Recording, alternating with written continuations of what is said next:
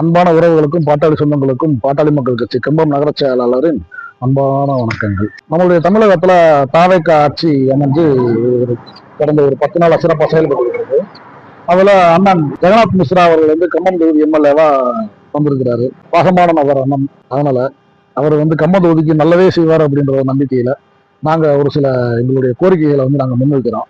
கம்பம் நகரத்துல இருக்கக்கூடிய ஒரு சில பிரச்சனைகளை அவர் அண்ணே தீர்த்து கொடுக்கணும். ஏன் அவர்கிட்ட பாசத்தோட உரிமையோட கேட்கிறோம்னா, அண்ணன் தாவேக்கால வேட்பாளராக இணையறதுக்கு முன்னாடியே நமது மக்கள் முன்னேற்ற கழகம் அப்படின்ற ஒரு கட்சி ஆரம்பிச்சிருக்காரு. இப்பயே நடத்திட்டு தான் இருக்காரு. அதுல பாத்தீங்கன்னா அப்பயே அரசு மருத்துவமனைக்கு ஒரு இலவசமா ஒரு ஆம்புலன்ஸை ஸ்பான்சர் பண்ணோம். இப்போ வரைக்கும் அது நிறைய ஏழை எளிய மக்களுக்கு எல்லாம் பயனுள்ளதா இருக்கு. அப்படின்றப்ப அண்ணன் எதை எதிர்பார்க்காம நல்லதே செய்வார் அப்படின்ற அடிப்படையில அண்ணன் ஒரு கோரிக்கையை உரிமையோட வைக்கிறோம். அதுல ஒரு முக்கியமான விஷயம் கேட்டீங்கன்னா, குளம் தூர்வார்கள். நாவணிமால் ஸ்கூலுக்கு கீழே இருக்கக்கூடிய குளத்தை தூர்வாடுறது. அடுத்து சிறுவர் பூங்கா செயலற்று போய் கிடக்கிறதுனால அதை சரி பண்ணணும், சிறுவர்களுடைய பயன்பாட்டுக்கு கொண்டு வரணும்.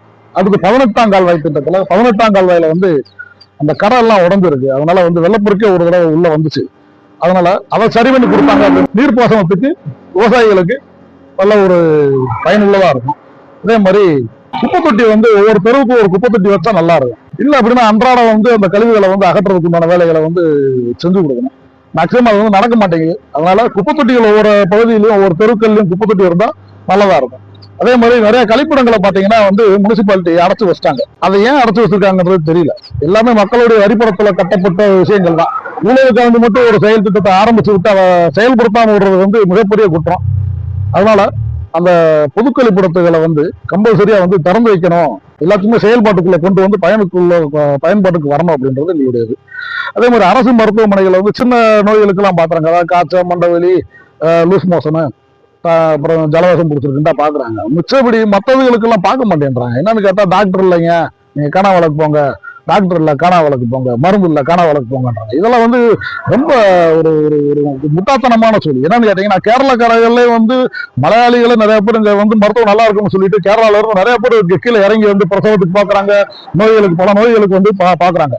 அப்படி இருக்கிற பட்சத்துல தமிழகத்துக்குள்ள அந்த கம்பம்ன்றது பாத்தீங்கன்னா, கம்பம் பள்ளத்தாக்கு கேரளாவினுடைய பார்டர்ல இருக்கு. இதை நம்பி அவங்களும் வர்றாங்க, நம்மளுடைய தொகுதி மக்களும் இருக்காங்க. இவங்களுக்கு எல்லாம் இந்த அரசு மருத்துவமனைன்றது மருந்து அப்படின்ற இடத்துல ரொம்ப முக்கியமான விஷயம்ன்றதுனால இதையும் உடனுக்குரிய ஒரு அவசர காலகட்ட நடவடிக்கையா ஒரு மருத்துவர்களை அதிகப்படுத்தணும். பிளஸ் மருந்துகளை அதுக்குண்டான எக்யூப்மெண்ட்ஸ் எல்லாம் நம்மளுடைய அரசாங்கத்து மூலமா சொல்லி நல்லபடியா செஞ்சு கொடுக்கணும் அப்படின்றது எங்களுடைய கருத்து. அதே மாதிரி நம்மளுடைய கம்பத்துக்கு மட்டும் இன்ன வரைக்கும் கல்லூரியே கிடையாது. அதாவது தொழில் சார்ந்த கல்வி, ஐடிஐ, பாலிடெக்னிக் இது மாதிரி ஒரு கல்லூரி இல்ல. அது நம்மளுடைய கம்பத்துக்கு கொண்டு வந்தா இதுக்காட்டிலும் மிகவும் சிறப்பா இருக்கும். இது மாதிரி எங்களுடைய கோரிக்கைகளை மட்டும் எனக்கு தெரியும்.